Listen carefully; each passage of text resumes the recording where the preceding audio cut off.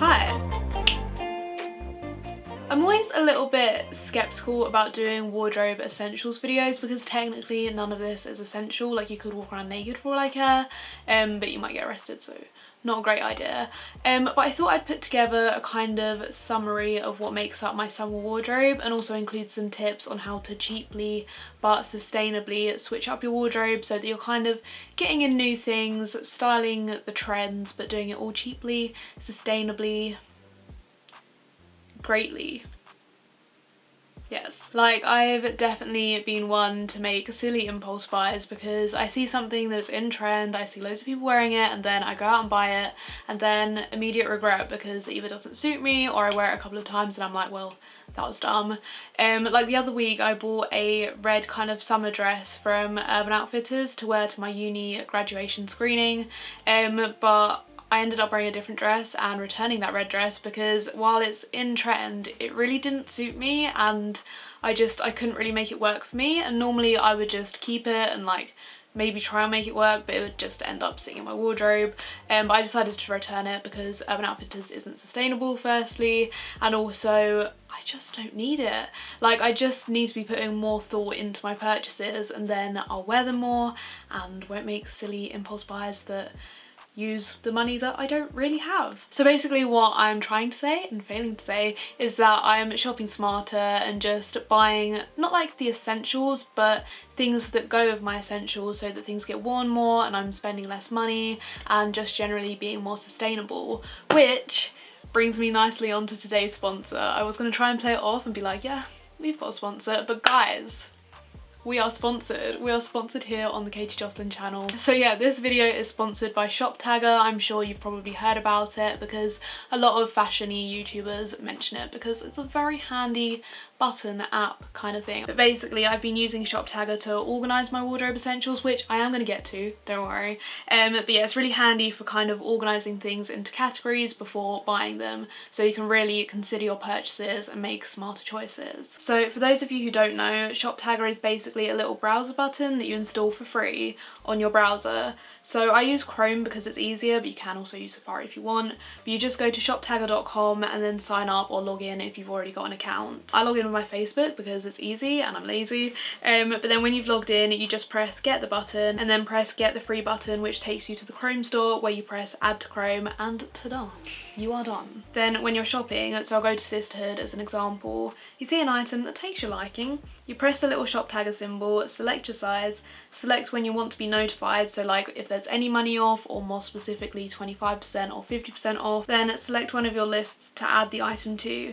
So then you get notifications via email when one of your saved items goes on sale or comes back in stock. And then you can also get push notifications on the app if you install that. So I added that item to my dress list because it's a dress. You can see that I've got a lot of girly type dresses, which typically isn't my style, but I've been trying to change things up a little bit to make my style a little bit more sophisticated, a little bit more feminine, a little bit more girly. Like I was saying to one of my friends, I just want to feel like a woman, and he was like, I hate to break it to you, but you are. But yeah, instead of impulsively changing my style, I've been adding items to my lists so that I can give more thought to my purchases and avoid wasting money by constantly making stupid little impulse decisions, which I am definitely prone to. So then one last cool thing, and then I promise I'm going to shut up about it. There's a new coupon feature, so when you're at the checkout, it will search for coupon codes for you so that you get the best deal. So I just thought that was worth a mention because it's pretty neat. Right, so as promised, I'll shut up about it now, but if you want to give ShopTagger a go, there'll be a link in the description box.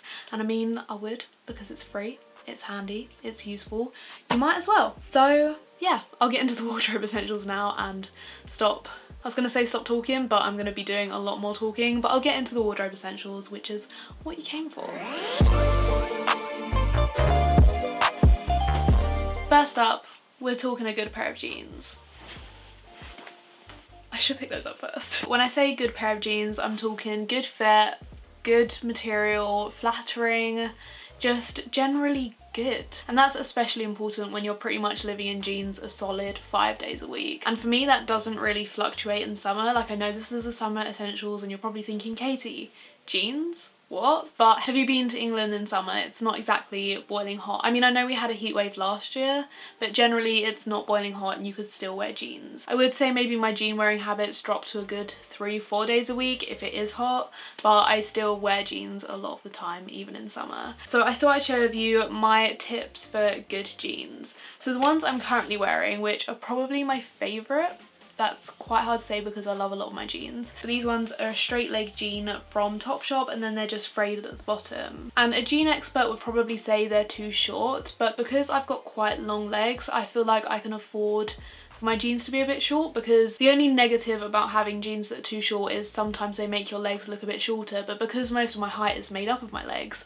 I can sacrifice a couple of inches. I kind of like my jeans to be a bit shorter because I wear a lot of ankle socks or boots, so I like my jeans just to meet those rather than covering bits and all of that. Like, I like to have a little bit of ankle skin showing because, you know, I'm a little bit risque. So yeah, to an expert, these might appear too short, but for me, they're perfect. I then also like mum jeans. I have this pair from Topshop, which are a little bit too big for me around the waist. I think they're a 26 waist, and I'm generally a 24. So whilst these fit really nicely on the leg and around the bum, I feel like they have a little bulge at the front, which makes me look like I have a little penis, and I don't. And I don't really want to be looking like I do. So these don't get worn that much. I really like the colour and the majority of the fit of them, so I'm a little bit reluctant to get rid of them. So then to solve that kind of penis crisis, always having a penis crisis, I have this blue pair from Urban Outfitters, which are a waist 24, so that's perfect, and at length 32, which is also perfect. I mean, sometimes I go for a length 34, just depends if I'm feeling that extra couple of inches, but these fit very nicely. I'd say the only negative potentially is that it squishes my bum a little bit, and I'm not exactly thick. Like, I've been doing some squats, so I'm like a little bit thick, but not like thick, you know. No. And then the final pair of jeans I'm going to show you are the exact same as the blue pair, just in black. But I feel like it's a good idea to have at least one pair of blue jeans and one pair of black jeans, just so you have those options, as I feel like those are the most common pairs of jeans. I also have a variety of other colours, but I wouldn't say any of those are essential. I'd say if you're looking for a couple of pairs of jeans, go for a good fitting blue pair and a good fitting black pair. What you've probably noticed throughout all of these jeans is that they're all high-waisted. I love a good high waist. Love it. I would say it's probably not preferential for my body type because I have quite a short torso, but I love a good high waist, so you know, you're not going to be peeling them off of me. Yeah, I would say with jeans, go and try them on. I feel like buying jeans online is very risky because you just don't know how they're going to fit. I have tried all of these jeans on and they all fit perfectly at the time of purchase, but with the Topshop ones, which were a waist 26, I was a little bit bigger back then, and I'm talking like 6 years ago potentially. Yeah, so they've had a good wear, they've had a good life, but I bought them when my body was still changing, so they unfortunately don't fit me as optimally. They don't fit me as well now, but if I were still that size, they would fit like a glove. But yeah, jeans, love them. Good pair of jeans, solid foundation. Next up, we're talking shorts, and I feel like this is probably the most standard summer essential because a lot of people gravitate towards shorts in summer because they're flowy, not really, they're airy. I don't really know how to describe shorts. Basically, they let you get your legs out, you feel a little bit more ventilated, they're a standard summer kind of thing. So I got a few different styles to show you so that you can kind of see what style would work best for you to work a lot of your outfits around in summer. So the first pair are probably, yeah, they're my oldest pair that I've got here. I think I got them in 2014, which would make them a good 5 years old, and I've worn them year after year. So they're basically these Rosa shorts from Topshop.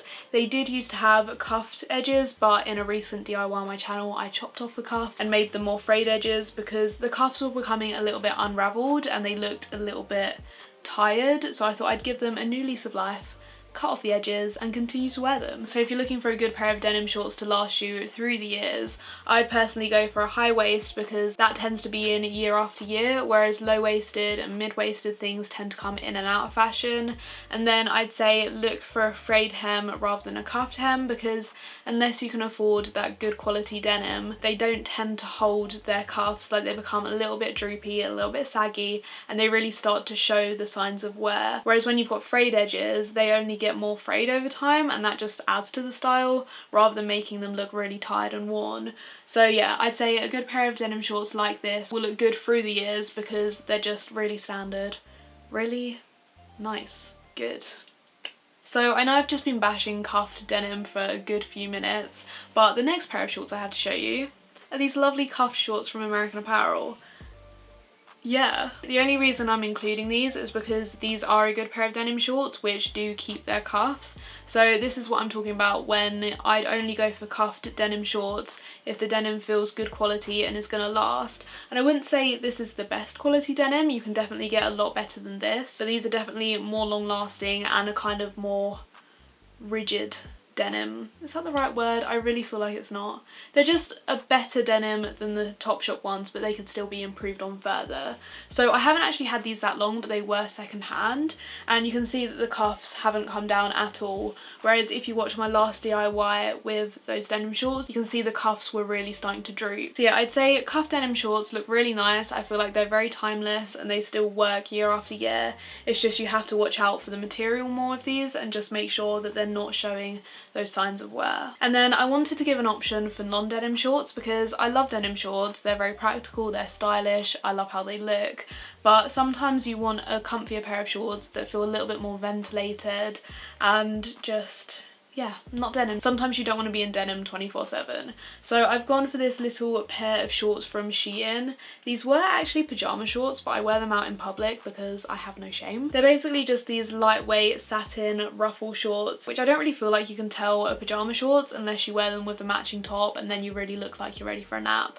But when you wear them with actual everyday clothing items, they look like a normal pair of shorts, and I feel like they're a good option for summer when you want to be a little bit more comfy, a little bit more free moving and not, I wouldn't say restricted. I wouldn't say denim shorts are restricting, but I definitely feel a lot more free in my satin shorts or my other material kind of shorts.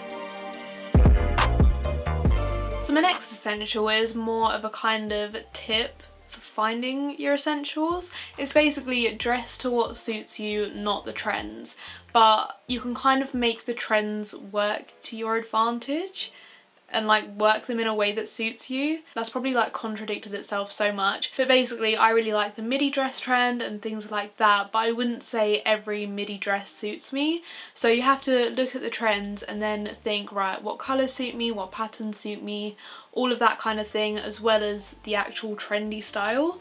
So one of my favourite midi dresses is actually this red one from Misguided, which I cut the slit up myself because I like how I look in red. I think it really suits me as a colour, and I really like the shape and basically the whole style of this dress. But if it had been a different kind of midi dress, it may not necessarily suit me as well. So before just buying into what's trendy, consider what elements of it would suit you and like how you would continue your style through that trendy piece, if you're following me. So another example is this tie-up blouse. Like, tie-up blouses are really in right now. They're very summery, they're quite loose and flowy, which makes them ideal. But again, if you buy the wrong one for you, it's not going to have the desired effect. So as I said, I like red. I think it suits me as a colour, so I looked for a tie-up blouse in red. So yeah, I feel like this one really suits me, it flatters me. I mean, I don't have the biggest boobies, so you know, there isn't a lot going on, but I think as a top it suits me quite well. And yeah, I feel like it's just a matter of being wise with the trends, so you don't just buy into trends that don't necessarily suit you. Like, yellow can be quite popular in summer, but it doesn't suit me, so I might see loads of people wearing yellow and looking really good in yellow, but I'll go and buy something yellow and it wouldn't have the same effect as I'd seen on these other people because it doesn't suit me. So I'd say before buying into trends, think, right, what about that suits you and sort of flows with your style. Probably my biggest summer essential is blouses. I absolutely love a good blouse, and for ages I kind of stuck away from them because I felt like they weren't really my style. I feel like I have quite a casual style, and then introducing blouses to that was quite confusing for me because I didn't know how to dress them to suit me. But I've worked it out now. I love a good blouse, and I thought I'd just show you a few of my favourites and how I like to style them so that they do suit me. So my first one is this lovely one from Urban Outfitters. It's just got a little tie at the front and a little frill detail at the bottom, and then it's all this kind of, it's not embroidered, there's definitely a word for it, but it's kind of embossed. That's also not the word. Basically it's got this kind of pattern going all the way through it. But the way I love to wear this most, I mean I wear it a lot of different ways, but my favourite way is by pairing it with a pair of light coloured trousers as well. So I have these ones from Brandy Melville, which are pretty much the same colour as the top, and I feel like as a monochrome outfit it just looks really light, really summery, and I feel like because the trousers don't have a lot of shape, it makes the top a little bit less girly and a little bit more me. I then have this wide neck kind of puff sleeve blouse from Nasty Gal, which I love wearing, well, I just love wearing in general. I love wearing it with my straight leg jeans from Topshop because I feel like they just balance each other out really well. I like how the frayed hem kind of balances out the girliness because the fray makes it a little bit more grungy, a little bit more casual, but not like overly so that you then just go the opposite way and end up looking too casual. Like there's a good balance between the items. I also like how the high waist meets the top a bit better. I feel like if I had any lower waist on, then I would just look a little bit exposed. I mean, that's my personal preference, but I like how the high waist kind of meets the top a bit better and reduces the amount of belly on show. This top from the Moods you probably saw a lot last summer because I wore it to death. It's another one that I like to wear with my straight leg jeans just because I feel like it is a very fancy top, but it can easily be toned down with the jeans. I then have this Bardot top from Forever 21, which I've had for years and years, and I think for a couple of years it just sat in my wardrobe because I've completely gone off of the loose Bardot style. Like anything Bardot that I wear now tends to be tighter fitting. But I've kind of rediscovered this by changing up how I wear it. So instead of wearing it as a Bardot top as it's intended, I actually wear it on the shoulders instead, so it looks more like a wide neck blouse. And my favourite way to wear this is, you guessed it, with my straight leg jeans from Topshop. I just think these jeans are very standard and very easy to pair blouses with for summer to create really summery, fresh looks. I think you get the gist of it by now, but I'm still going to show you a couple more blouses because I just really like them for summer. So this tie-up one is very hard to show because there's a lot of different elements to it, but really not when it's on. But basically it's this green tie-up blouse from Nasty Gal. I say green, it's more just white with green patterns on it. And then my final blouse I'm going to show you, I mean I do have more in my wardrobe, but I thought this amount of blouses was extensive enough. But my final one is this one from Brandy Melville. It's actually one that you're supposed to wrap around and tie up, but I much prefer just tying it in the front. And my favourite way to wear this, if you hadn't already guessed, is by pairing it with my Topshop straight leg jeans. I mean, you're probably sick of hearing that, but I guess it's a testament to how standard and like how essential these jeans are for me because they just go with everything, they look nice, they make all my blouses look the right balance between casual and a bit fancy, a bit more feminine. So moving on to my last clothing essential before I get into the shoes, I've gone for dresses, but I've tried to like simplify the dresses.